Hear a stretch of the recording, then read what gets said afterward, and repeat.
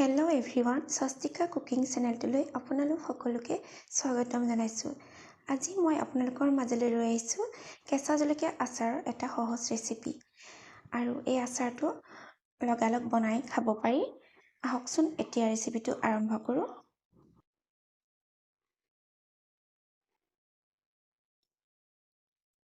এই আচাৰটো বনাবলৈ মই ইয়াত কেঁচা জলকীয়া আধা কেজি লৈছোঁ আৰু জলকীয়াখিনি ধুই পেলাই মই ৰ'দত অকণমান সময়ৰ কাৰণে শুকুৱাই লৈছিলোঁ।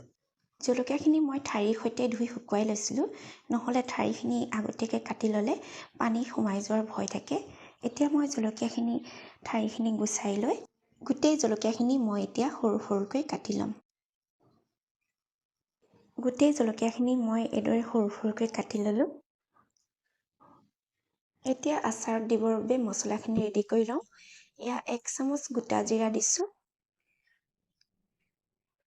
গোটা ধনিয়া 2 চামুচ দিছোঁ,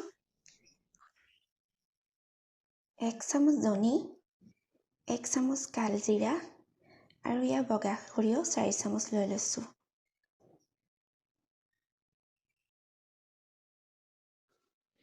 এতিয়া এই গোটেই মছলাখিনি অকণমান সময়ৰ কাৰণে ভাজি লৈছোঁ আৰু গেছৰ ফ্লেমটো ল' কৰি দিছোঁ। মছলাখিনি এইখিনি ভজা হৈ গ'ল। এতিয়া মই মছলাখিনি এইখিনি ঠাণ্ডা কৰি ল'ম আৰু এয়া মিক্সিত দি ল'লোঁ ঠাণ্ডা হ'লত। এতিয়া এইখিনি পিচি ল'ম। বেছি মিহি নকৰোঁ, এইখিনি অকণ গোটাকৈ থৈছোঁ।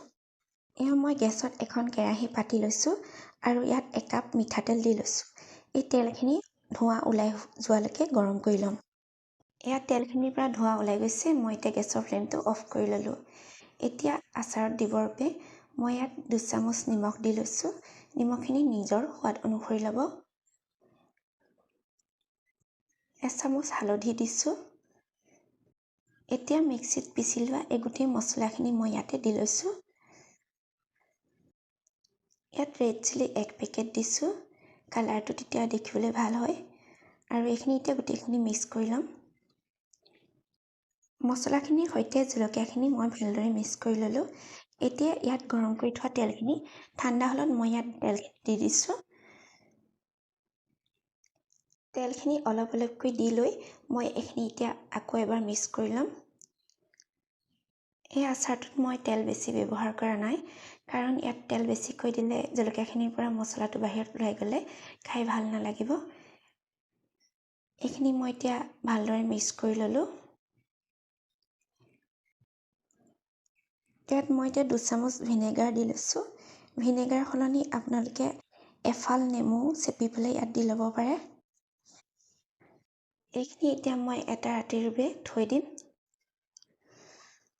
পিছদিনা চাওক, এয়া মই দেখাইছোঁ।